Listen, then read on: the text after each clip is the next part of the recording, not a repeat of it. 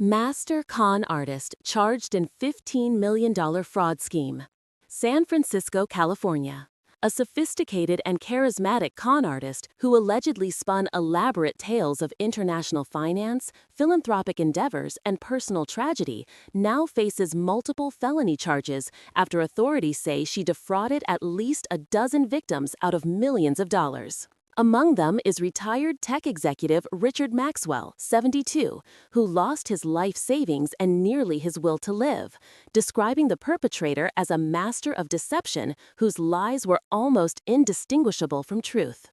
"She lied so well I almost believed her, even after I knew it was all a lie," Maxwell recounted, his voice still trembling with a mix of anger and disbelief. Every story, every tear, every promise, it was all a performance, and she was an Oscar-worthy actress.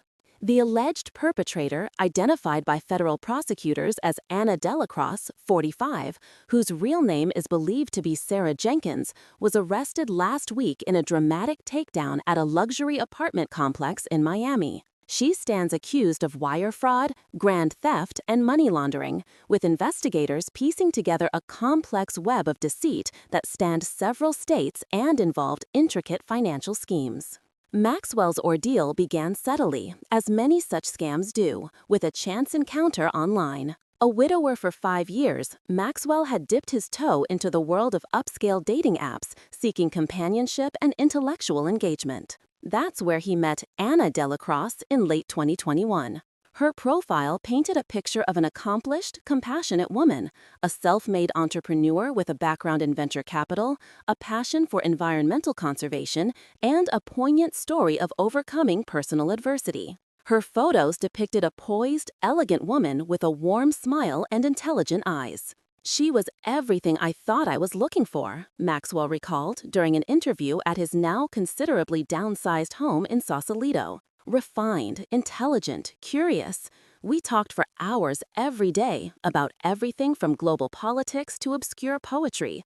She seemed genuinely interested in my life, my achievements, my regrets." Delacroix quickly established a deep emotional connection, leveraging what investigators now describe as a highly refined understanding of human psychology. She spoke of her own fabricated past with convincing detail: a prestigious education, a string of successful startups, and a recent devastating loss of a family member that had left her emotionally vulnerable but resilient. She shared intimate details of her struggles and triumphs, creating a narrative designed to evoke empathy and admiration. "She knew how to listen," Maxwell said, shaking his head slowly. "She made me feel seen, understood.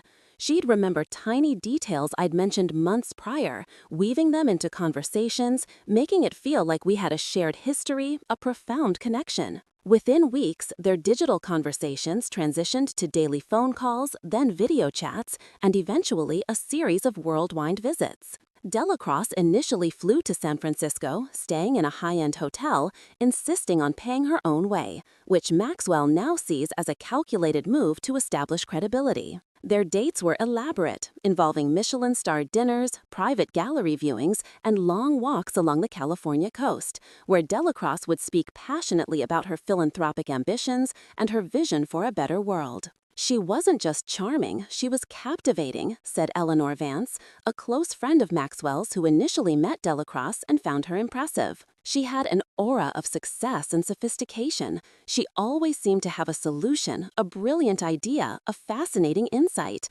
She made Richard feel alive again." The first hint of financial entanglement came subtly, disguised as an opportunity too good to miss. Delacroix began to speak of a groundbreaking investment in sustainable energy technology, a green initiative that was poised to revolutionize the sector. She described it as a highly exclusive opportunity only for a select few trusted investors, and hinted at her own substantial stake. "She presented it as a way for me to diversify my portfolio, to get involved in something meaningful," explained.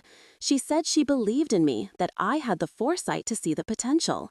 It wasn't about the money for her," she claimed, "but about the impact." Initially, Maxwell was cautious. He had built his fortune through decades of prudent investment and was wary of anything that sounded too good to be true. But Delacroix had an answer for every doubt. She provided meticulously crafted, albeit forged, documents, investment prospectuses, non-disclosure agreements, and even what appeared to be bank statements showing her own vast contributions. She introduced Maxwell to colleagues, individuals who, unbeknownst to him, were also part of her elaborate network of accomplices, playing roles designed to bolster her credibility. She had an explanation for everything, Maxwell sighed. When I asked about the lack of public information, she said it was a stealth launch to avoid corporate espionage.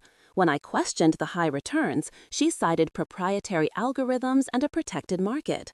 She made me feel like I was the one being overly skeptical, missing out on a chance to do good and do well. His initial investment was $250,000, transferred to an offshore account Delacroix claimed was for international regulatory compliance. Over the next year, as their relationship deepened and Delacroix moved into Maxwell's sprawling Sausalito home, the requests for funds grew both larger and more frequent. There was always a new development, Maxwell recounted. A critical patent filing required urgent capital, a bridge loan for a crucial expansion, a temporary freeze on funds due to a geopolitical event that needed a quick infusion to unlock. Each time, she'd present it as a minor hurdle, one that we could overcome together. Delacroix also began to weave in personal crises. Her ailing mother required experimental treatment, her brother faced unjust legal battles in a foreign country, a fire at her philanthropic foundation's main office necessitated immediate rebuilding funds. Each crisis was accompanied by tearful phone calls, desperate pleas, and carefully staged emotional breakdowns, often occurring at times when Maxwell was feeling particularly vulnerable or isolated. She was always in distress, always needing me to be her rock, her savior, Maxwell said. And because I loved her, because I believed in our future, I kept giving. I liquidated stocks, sold a vacation property, even took out a second mortgage on my home. She convinced me it was all temporary, that the returns were just around the corner, that our combined efforts would soon yield unimaginable wealth and the ability to change the world. The financial hemorrhage became astronomical. By the time Maxwell's son, David, a financial analyst, grew suspicious of his father's sudden secrecy and diminished assets, Maxwell had transferred over $3.8 million to accounts controlled by Delacroix. My dad was always so sharp, so careful with money, David Maxwell explained, but he became obsessed. He'd defend Anna fiercely, even when I pointed out inconsistencies in her stories. He was emotionally entangled, completely under her spell. He'd say, "She lied so well, David. She had me convinced she was the most honest person I'd ever met. She had me convinced we were building something incredible together." The unraveling began when David, unable to get satisfactory answers from his father, discreetly hired a private investigator. The investigator quickly discovered that Anna Delacroix had no public record of a venture capital career, no philanthropic foundation, and no family members matching her descriptions. Her alleged business partners were untraceable, and the investment firm she cited was a shell corporation registered to a P.O. box. When confronted with the evidence, Delacroix initially maintained her elaborate facade, weeping and accusing David of trying to destroy their love out of jealousy. But as the weight of irrefutable facts mounted, her composure began to crack. She made an excuse to leave Maxwell's home, promising to return, and promptly vanished. That's when the real horror set in, Maxwell recalled, his voice barely a whisper. The realization that the woman I loved, the woman I trusted implicitly, was a complete fabrication.